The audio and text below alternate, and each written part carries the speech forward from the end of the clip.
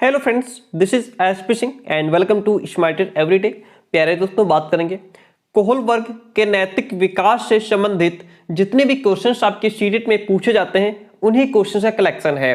हमने पियाजे का सिद्धांत पढ़ा, पियाजे से संबंधित जिस तरीके से क्वेश्चन सीटेट में आते हैं उनको कर लिया। वाइगोत्स्की का सिद्धांत पढ़ा, उनसे रिलेटेड जिस तरीके से क्वेश्चंस पूछे जाते हैं वो सारे क्वेश्चंस कर लिए। कल हमने कोहल वर्ग का नैतिक विकास का सिद्धांत पढ़ा और आज हम इनके सिद्धांत से संबंधित जिस तरीके से क्वेश्चंस पूछे जाते हैं वो सारे ही क्वेश्चंस यहाँ पे देखने को आपको मिलेंगे। सारे ही क्वेश्चंस कोहल वर्ग के नैतिक विकास से संबंधित रहेंगे। आप ये समझ पाएंगे इन क्वेश्चंस के माध्यम से कि किस तरीके से सीटेट में कोहल वर्ग के संबंधित क्वेश्चंस पूछे जाते हैं। सारे ही क्वेश्चंस कोहल वर्ग के होंगे।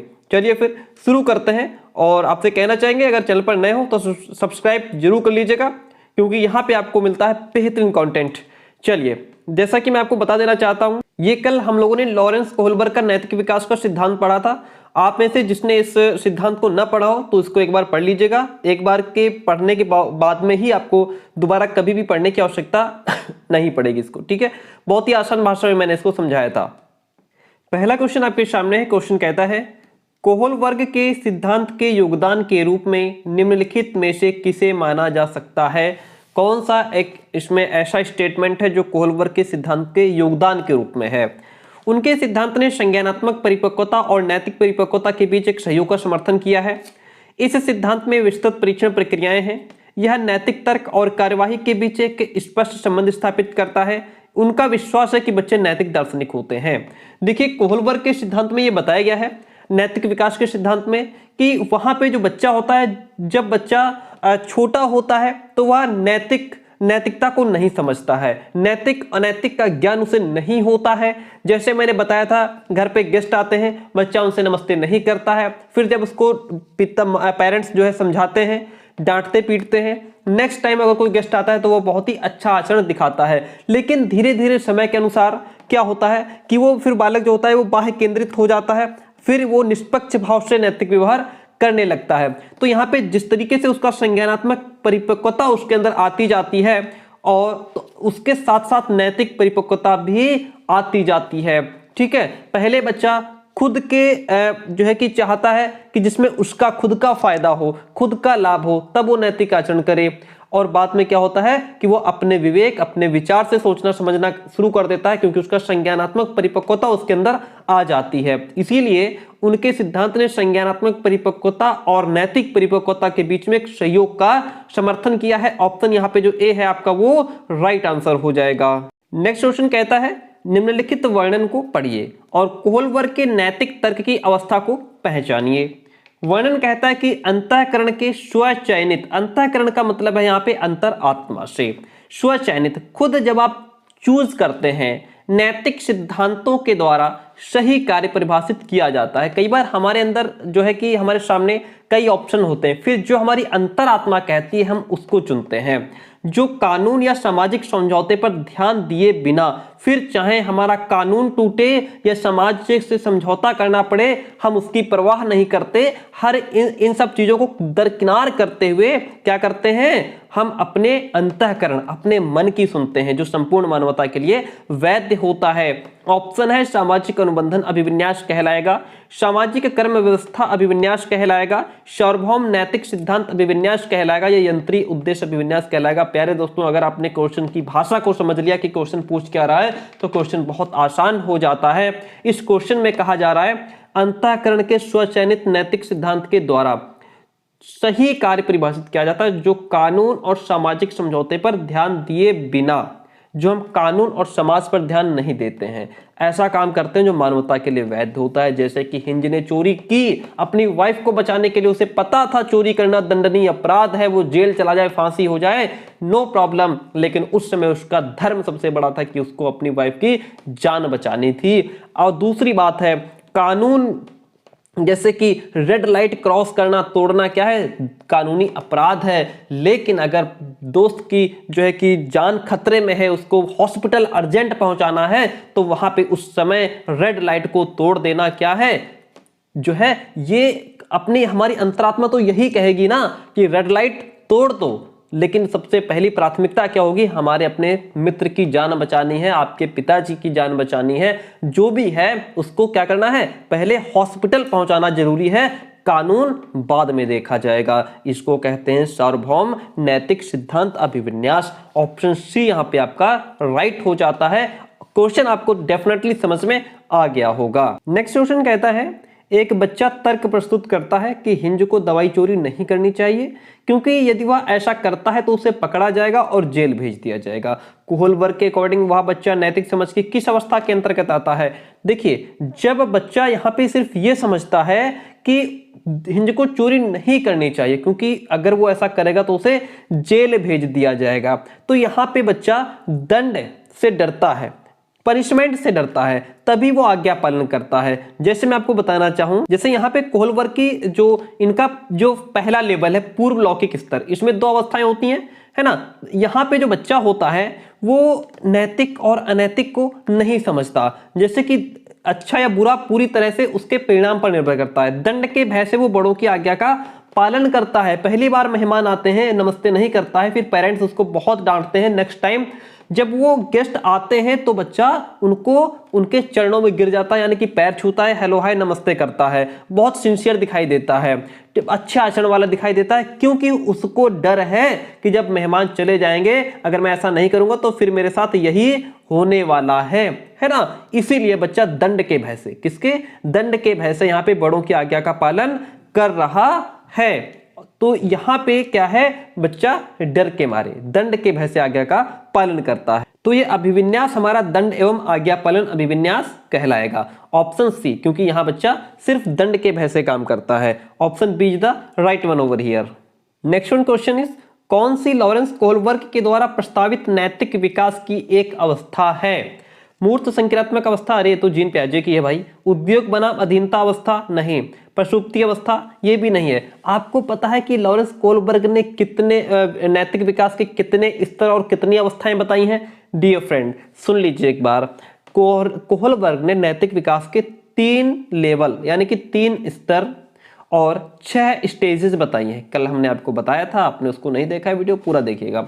3 लेवल और 6 स्टेजेस बताई हैं, ठीक है, पूरी तरीके से उसमें समझिएगा। लेकिन यहाँ पे आपका जो है कौन सी एक अवस्था है, ये वाली अवस्था है, सामाजिक अनुबंध अभिविन्यास, ये दी है लॉरेंस कोहलबर्ग ने। ये तीनों ही आपकी इसमें इंक्लूड नहीं है। ऑप्शन आपका जो डी है वो आपका राइट हो जाता है। नेक्स्ट क्वेश्चन कहता है, नूर विद्यालय में अपना लंच बॉक्स लाना भूल गई और यह कहते हुए तान्या से उसका लंच साझा करने के लिए कहा, तुम्हें आज अपना लंच मेरे साथ साझा करना चाहिए, क्योंकि कल मैंने तुम्हारे साथ अपना लंच साझा किया था। भाई तुम्हें आज जो है मेरे साथ लंच साझा करना चाहिए, क्योंकि कल मैंने तुम्हारे साथ किया था। कोहलबर्ग के नैतिक विकास के सिद्धांत के अनुसार नूर का कथन डैश अभिविन्यास प्रारूप को डैश अवस्था पर दर्शाता है। किसमें? आज्ञा पालन पूर्व परंपरागत के अंतर्गत होगा, अच्छा होना परंपरागत, आदान प्रदान परंपरागत, या कानून एवं व्यवस्था पश्च परंपरागत। देखिए इस स्टेज में क्या होता है, जो बच्चा होता है, बच्चों में विश्वास आ जाता है, दूसरों का ख्याल रखना, दूसरों के प्रति निष्पक्ष व्यवहार करना आदि उसके नैतिक व्यवहार का आधार होते हैं। इसलिए इसमें आपका आदान प्रदान क्या हो जाएगा? नूर का कथन आदान प्रदान अभिविन्यास प्रारूप को परंपरागत अवस्था पर दर्शाता है। Option C is the right one over here. Next question कहता है, रिक्त स्थान भरना है। कोहलबर्ग का जो सिद्धांत है वो एक बालक के डैश विकास की व्याख्या करता है, नैतिक, अनैतिक, अहम केंद्रित या ये सभी। तो जो सीधी सी बात है, कोहलबर्ग का सिद्धांत जो है वह नैतिक विकास का सिद्धांत है। कोहलबर्ग का सिद्धांत आपका नैतिक विकास का सिद्धांत है। कोहलबर्ग के अनुसार वह स्तर जिसमें बालक की नैतिकता दंड के भय से नियंत्रित रहती है, यानी कि बालक जो है दंड के भय से नैतिकता दिखाता है, डर के मारे ही वो दूसरों का सम्मान करता है, नहीं तो पेरेंट्स पीटेंगे। इसको क्या कहते हैं? ये पूर्व नैतिक अवस्था होती है, परंपरागत नैतिक स्तर होता है, आत्म स्वीकृति नैतिक अवस्था, या फिर इसको नैतिकता स्तर कहते हैं। इसको समझने के लिए आपको बताना होगा कि कोहलबर्ग ने नैतिकता के 3 लेवल और 6 जो है स्टेजेस बताई हैं, 3 स्तर 6 चरण बताए हैं, जिसमें पहली अवस्था आपकी पूर्व लौकिक स्तर, इंग्लिश में इसको प्री कन्वेंशनल लेवल कहते हैं, हिंदी में इसके कई नाम है, जैसे पूर्व लौकिक स्तर भी इसको कहते हैं। दूसरी बात, इसको पूर्व नैतिक स्तर भी कहते हैं और पूर्व परंपरागत स्तर भी कहते हैं। इंग्लिश में याद रखिएगा प्री कन्वेंशनल स्टेज है ये, जहां पे बच्चा क्या होता है कि डर के भय से दूसरे का सम्मान करता है। तो ऑप्शन इसमें क्या हो जाएगा, पूर्व नैतिक स्तर। ठीक है, प्री कन्वेंशनल स्टेज, या इसको पूर्व नैतिक स्तर कहेंगे, पूर्व लौकिक स्तर कहेंगे। ऑप्शन ए आपका इसमें राइट हो जाता है। अगला क्वेश्चन कहता है कोहलबर्ग के नैतिक विकास के सिद्धांत एवं उसकी विभिन्न स्तरों के अनुसार निम्न में से कौन सा सोपान उनके द्वारा प्रतिपादित नहीं किया गया है। 3 ऑप्शन इसमें है जो कोहलबर्ग के द्वारा दिए गए हैं, एक इसमें डिफरेंट है। देखिए पहला है आत्म केंद्रित निर्णय। डिफरेंट, ये जो आत्म केंद्रित निर्णय है ये कोहलबर्ग के द्वारा दिया गया जो पहला लेवल है, पहले लेवल की पहली स्टेज है ये आत्म केंद्रित निर्णय। ठीक है, फिर है परस्पर एकरूप अभिमुखता, ये सेकंड लेवल की फर्स्ट स्टेज है। परस्पर एकरूप अभिमुखता जो है ये सेकंड लेवल की फर्स्ट स्टेज है। ठीक है, ये भी कोहलबर्ग के द्वारा दी गई है। व्यक्ति विनिमय अभिमुखता, देखते हैं इसको भी। और जो ऑप्शन डी है सामाजिक अनुबंध विधि सम्मत अभिमुखता, ये थर्ड लेवल की जो है फर्स्ट स्टेज है, ये थर्ड लेवल की फर्स्ट स्टेज है कोहलबर्ग के द्वारा दिए गई। तो लेकिन यहाँ पे जो ये ऑप्शन सी है ये इनके द्वारा दिया गया सोपान नहीं है, यानी कि ये ऑप्शन आपका राइट हो जाएगा। इसको भी कोहलबर्ग ने दिया, ये भी कोहलबर्ग के द्वारा दी गई है और ये थर्ड लेवल की फर्स्ट स्टेज है। ठीक है, तो ऑप्शन सी इसमें आपका राइट हो जाता है। आप इनके लेवल और स्टेजेस जरूर पढ़िएगा, मैंने समझाया हुआ है। Next one question is Kohlberg के नैतिक विकास के सिद्धांत के अनुसार निम्न अवस्था में लोगों की आशा और इच्छाएं पूरी करने के संदर्भ में सही या गलत का निर्णय लेता है किस स्टेज में। लोगों की आशाएं और इच्छा पूरी करने के लिए, देखिए यहाँ पे लोगों की आशाएं और इच्छाएं पूरी करने के संदर्भ में सही या गलत का निर्णय बच्चा जो है सेकंड स्टेज, इसको अवस्था या परंपरागत अवस्था भी कहते हैं कि परंपरागत अवस्था में जो बच्चा होता है वह लोगों की आशाएं या इच्छाएं पूरी करने के संदर्भ में सही या गलत का निर्णय लेता है, या यूं कहें कि अच्छा लड़का या अच्छी लड़की बनने का प्रयास भी करता है, गुड बॉय गुड गर्ल। ठीक है, और ये सीख लेता है बच्चा कि ऐसा करने से उनकी तारीफ होगी और नहीं करेंगे तो निंदा होगी। इसी में उनके अंतर्निहित मूल्य जो है वो समाहित होते हैं, इसको परंपरागत अवस्था भी कहते हैं। ऑप्शन बी आपका राइट हो जाता है। नेक्स्ट वन इज रोहित ने अजय की डेस्क से ली हुई पेंसिल वापस रख दी। उसने रोहित के डेस्क से पेंसिल ली और वहीं वापस रख दी क्योंकि उसे पकड़ जाने पर सजा मिलने का डर था कि बेटा अगर पकड़े गए तो सजा मिलेगी। ठीक है, जैसा कि बच्चों ने आंसर दिया था कि हिंज को चोरी नहीं करनी चाहिए थी क्योंकि उसको पकड़ के जेल भेज दिया जाएगा, तो बच्चे को यही डर था। यह कोहलबर्ग के किस स्तर को बताता है, तो ये जो हमारा स्तर है वो पूर्व परंपरागत स्तर है। कौन सा? पूर्व परंपरागत स्तर। इस स्तर पर जो बालक होता है उसमें दंड और आज्ञा पालन की अभिमुखता पाई जाती है। इस लेवल पर बालक अधिकार संपन्न जो व्यक्ति होते हैं उनके द्वारा दिए जाने वाले दंड से बचने के लिए चिंतित रहता है, दंड उनसे बचने के प्रति चिंतित रहता है क्योंकि वो नियमों और उनको तोड़ने से मिलने वाले दंड को समझते हैं कि बेटा अगर नियम तोड़ोगे तो दंड मिलेगा। तो ऑप्शन यहाँ पे ए जो है वो आपका राइट हो जाता है। 11 नंबर क्वेश्चन है 9 वर्ष के बालक की जो नैतिक तर्कणा है वो किस पर आधारित होती है। 9 वर्ष के बालक की नैतिक तर्कणा किसी कार्य के भौतिक परिणाम उसकी अच्छाई या बुराई को निर्धारित करते हैं। कोई कार्य सही होना इस बात पर निर्भर करता है कि उससे व्यक्ति को अपनी आवश्यकता पूर्ति होती है। नियमों का पालन करने के बदले में कुछ लाभ मिलना चाहिए।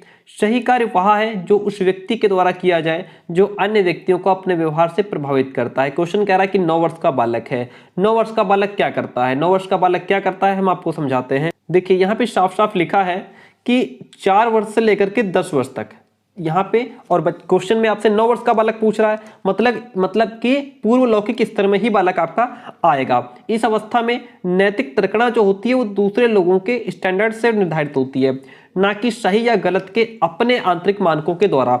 बच्चे यहाँ किसी भी व्यवहार को अच्छा या बुरा उसके भौतिक परिणामों के आधार पर कहते हैं। ठीक है, क्वेश्चन आपसे 9 वर्ष का बालक पूछ रहा है, यहाँ पे 4 से 10 साल का जो बच्चा है वो क्या करता है, भौतिक परिणामों के आधार पर ही व्यवहार करता है। ठीक है, तो आंसर हमारा क्या हो जाएगा, किसी कार्य के भौतिक परिणाम उसकी अच्छाई या बुराई को निर्धारित करते हैं। ऑप्शन ए आपका राइट हो जाता है। लॉरेंस कोहलबर्ग के नैतिक तर्क के सिद्धांत की अनेक बातों के लिए आलोचना की जाती है। इस आलोचना के संदर्भ में निम्नलिखित में से कौन सा कथन सही है। अपनी सैद्धांतिक रूपरेखा पर पहुंचने के लिए कोहलबर्ग ने पियाजे के सिद्धांतों को दोहराया है, इसलिए आलोचना होती है।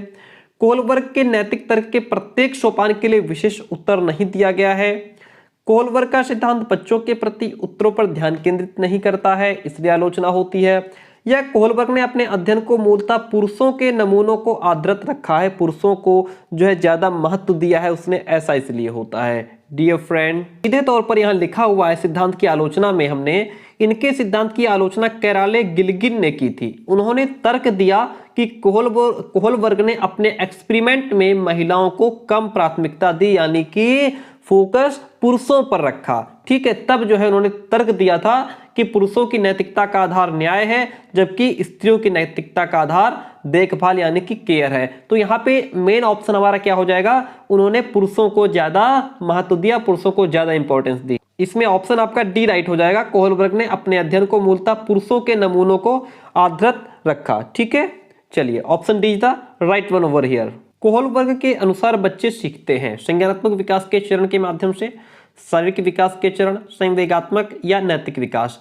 तो कोहल वर्ग लिखा हो और ऑप्शन में अगर नैतिक विकास लिखा हो तो समझ जाना कि आंसर लगभग यही है। ठीक है, तो नैतिक विकास के चरण, कोहल वर्ग के अनुसार जो बच्चे होते हैं वो नैतिक विकास के चरण के माध्यम से सीखते हैं। अगला क्वेश्चन कहता है कोहल वर्ग के अनुसार सही और गलत प्रश्न के बारे में निर्णय लेने में शामिल चिंतन प्रक्रिया को क्या कहा जाता है, कि जब व्यक्ति जो है सही और गलत के बीच किसी एक को चुन लेता है, सही को चुनता है या गलत को चुन लेता है, तो इसमें जो शामिल चिंतन प्रक्रिया है उसको क्या कहेंगे, नैतिक दुविधा कहेंगे, सहयोग की नैतिकता, नैतिक तर्कणा या नैतिक यथार्थवाद कहेंगे। डियर फ्रेंड, जब आप दो कंडीशन के बीच में फंस जाते हैं और फिर जैसे कि हिंज ने चोरी को चुन लिया कि मुझे चोरी करनी है, चाहे वो सही हो या गलत हो, ये आपका नैतिक तर्कणा कहलाएगा। ठीक है, और नैतिक दुविधा क्या होता है, डिलेमा क्या होता है, कि आपका मित्र पानी में डूब रहा है, उसकी जान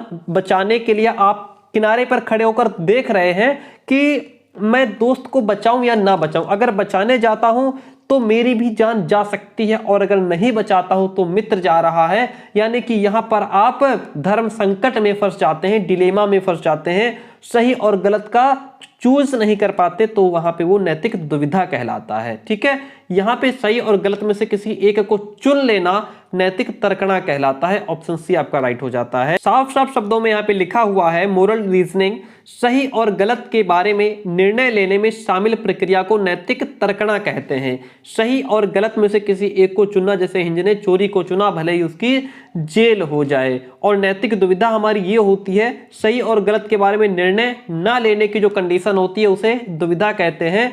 अगर हिंज चोरी करेगा तो पुलिस पकड़ लेगी और अगर नहीं करेगा तो उसकी वाइफ मर जाएगी, इसको मोरल डिलेमा कहते हैं। एक बच्चा तर्क प्रस्तुत करता है कि आप यह मेरे लिए करें और मैं वह आपके लिए करूंगा।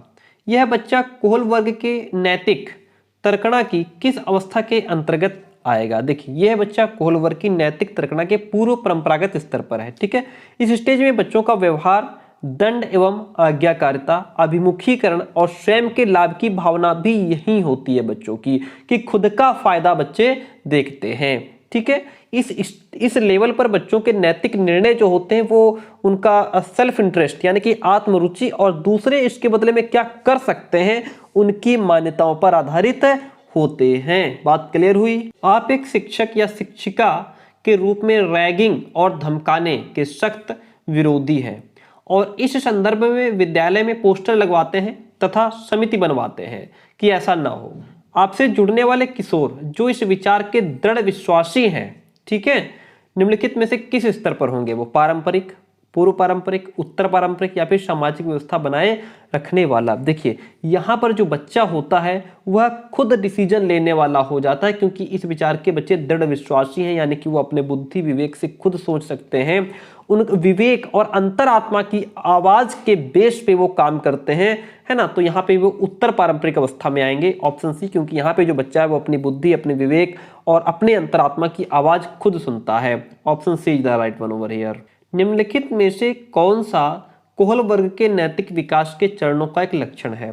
सभी संस्कृतियों से संबद्ध चरणों की सार्वभौमिक श्रृंखला, विभिन्न चरण एक गैर पदानुक्रम रूप में आगे की ओर बढ़ते हैं, चरणों का परिवर्तनशील अनुक्रम या विभिन्न चरण अलग अलग प्रत्युत्तर है, ना कि सामान्य प्रतिमान।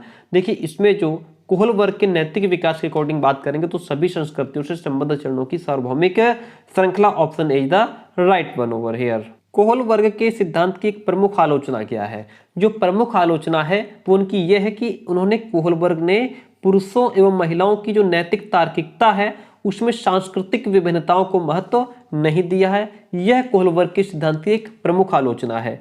क्या किया उन्होंने? पुरुषों और महिलाओं की नैतिक तार्किकता में सांस्कृतिक विभिन्नताओं को महत्व नहीं दिया है। अगर यहाँ पे इस ऑप्शन की जगह ये होता कि उन्होंने जो है पुरुषों को अधिक महत्व दिया बजाय महिलाओं के, तो वो ऑप्शन यहाँ पे आपका राइट हो जाता।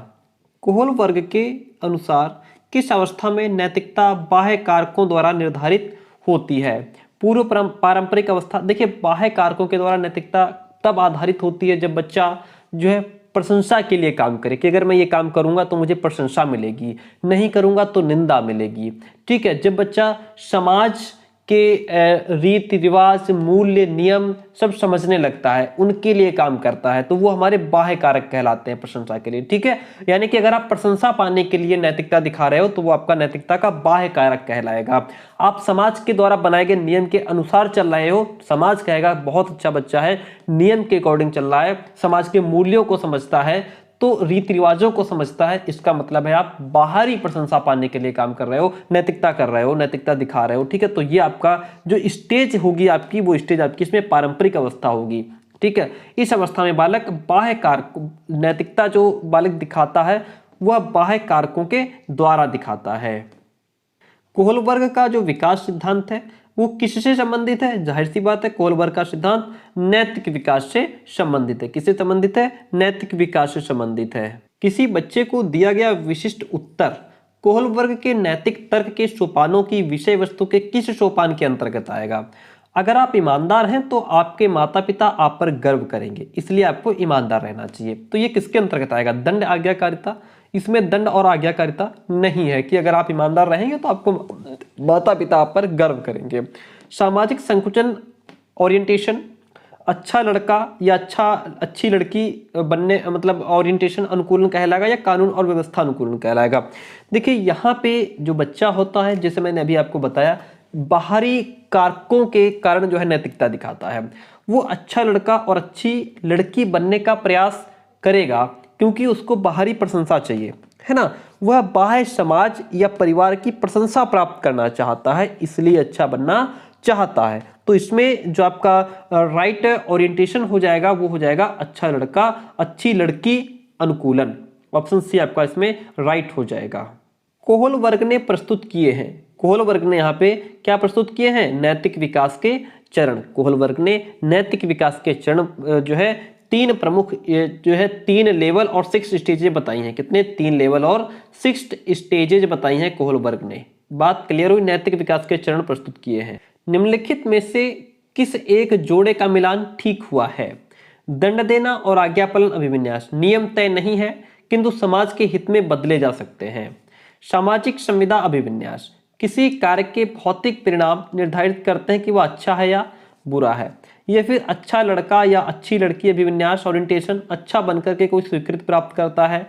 नियम और आदेश अभिविन्यास मानव अधिकारों के मूल्य के आधार पर नैतिक सिद्धांत स्वयं चुने जाते हैं। तो इसमें जो सबसे सटीक आंसर है वो ये है ऑप्शन नंबर सी आपका। इसमें अच्छा लड़का या अच्छी लड़की जो ओरिएंटेशन होता है अभिविन्यास, उसमें अच्छा बनकर के कोई स्वीकृति प्राप्त करना चाहता है बालक, इसमें प्रशंसा प्राप्त करना चाहता है, वह उत्तम बनना चाहता है। कोहल वर्ग के सिद्धांत में कौन सा स्तर नैतिकता की अनुपस्थिति को सही अर्थ में सूचित करता है? नैतिकता की अनुपस्थिति को, जहां नैतिकता बालक के अंदर नहीं होती है।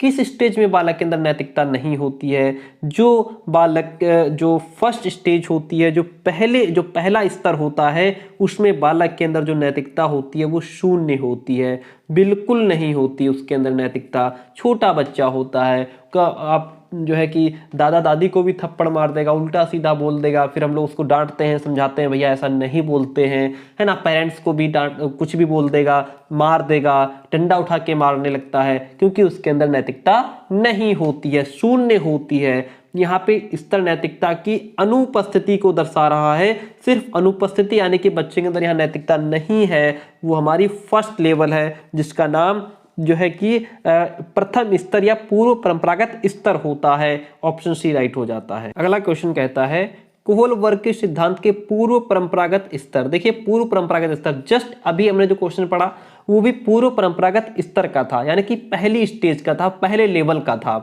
पूर्व परंपरागत स्तर के अनुसार कोई नैतिक निर्णय लेते समय एक व्यक्ति निम्नलिखित में से किस तरफ प्रवृत्त होगा? अंतर्निहित संभावित दंड की तरफ प्रवृत्त होगा, या व्यक्तिगत आवश्यकताएं और इच्छाएं, व्यक्तिगत मूल या पारिवारिक अपेक्षाएं। डियर फ्रेंड, इसमें बालक दंड और आज्ञा पालन की तरफ झुकता है, यानी कि बच्चा डर के भय से वो नैतिकता दिखाता है। ठीक है, उसने एक बार गलत दूसरे के साथ व्यवहार किया, उसको मारपीट पड़ी, पनिशमेंट मिला, दूसरी बार वो अच्छा आचरण दिखाएगा क्योंकि उसको दंड का, पनिशमेंट का भय है। ठीक है, तो अंतर्निहित संभावित दंड ऑप्शन है, क्योंकि यहाँ प्राथमिक स्तर पर बच्चे के अंदर जो नैतिकता होती है वो शून्य होती है, 0 होती है। ठीक है, ऑप्शन ए आपका राइट हो जाता है। एक शिक्षिका अपनी कक्षा में कहती है सभी प्रकार के प्रदत्त कार्य, जो भी असाइनमेंट्स हैं उनका निर्माण इस प्रकार किया गया है कि प्रत्येक विद्यार्थी अधिक प्रभावशाली ढंग से सीख सके। अतः सभी विद्यार्थी बिना किसी अन्य की सहायता से अपना कार्य पूरा करें। वह कोहल वर्ग के किस नैतिक इस विकास के चरण की ओर संकेत दे रही हैं? तो ये जो स्टेज वो बता रही हैं, जिस स्टेज की बात कर रही हैं, वो औपचारिक चरण यानी कि स्टेज आपका 4 है, कानून और व्यवस्था के अंतर्गत आएगा ये। ठीक है, क्योंकि इस कंडीशन में लोगों के नैतिक विकास की जो अवस्था होती है वो सामाजिक आदेश, कानून, न्याय और कर्तव्यों पर बेस्ड होती है। जैसे बालक सोचते हैं यहाँ पे इस उम्र में कि समाज अच्छे से चले, इसके लिए कानून जो है वो समाज के हित के लिए बनाए गए हैं। समाज को चाहिए वो कानून के दायरे में रह करके काम करे, कानून और व्यवस्था को समझे। ऑप्शन ए यहाँ पे आपका राइट हो जाता है। कोहल वर्ग के द्वारा प्रस्तावित निम्नलिखित चरणों में से प्राथमिक विद्यालय के बच्चे किन चरणों का अनुसरण करते हैं? आज्ञा पालन और दंड उन्मुखीकरण, व्यक्तिक और विनिमय, अच्छे अंतःव्यक्तिक संबंध, सामाजिक अनुबंध और व्यक्तिगत अधिकार। बच्चा यहाँ प्राथमिक लेवल का है, कक्षा 1 से 5 तक का बच्चा है, उसको व्यक्तिगत अधिकार और ये सब कहाँ चीजें आती हैं। जो प्राथमिक स्तर का बच्चा है, पहली बात तो वो आज्ञा पालन करता है ना, गुरुजी पीटेंगे इसलिए वो जो है क्लास में शांत बैठा रहता है, वरना तो कितना शैतान है वो वही जानता है या क्लास के बच्चे जानते हैं।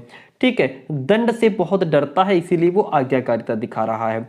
व्यक्तिगत यानी कि खुद का फायदा देखता है तभी काम करता है, मैंने कल तुम्हें टिफिन दिया था, आज तुम मुझे टिफिन दो। विनिमय करता है, विनिमय का मतलब भैया तुम मेरा ब्लैक पेन ले लो, मुझे अपना नीला पेन दे दो, तुम मेरी पेंसिल ले लो, मुझे अपने कलर दे दो, ये वाला सिस्टम विनिमय कहलाता है। ठीक है, तो यहाँ पे ऑप्शन ए और बी आपका राइट हो जाता है। आगे बढ़ते हैं।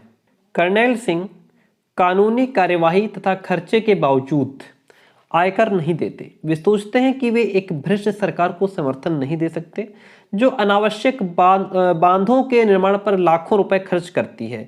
वे संभवतः कोहल वर्ग के नैतिक विकास की किस अवस्था में है? तो यहाँ पे जो ये कर्नैल सिंह की बात हो रही है, वे संभवतः कोहल वर्ग के नैतिक विकास की पश्च परंपरागत अवस्था में है। ठीक है, नैतिक विकास की यह तीसरी या सर्वोच्च स्तर पर, सर्वोच्च यानी कि ये लास्ट स्टेज होती है। ठीक है, लास्ट लेवल और उसका फर्स्ट स्टेज होती है।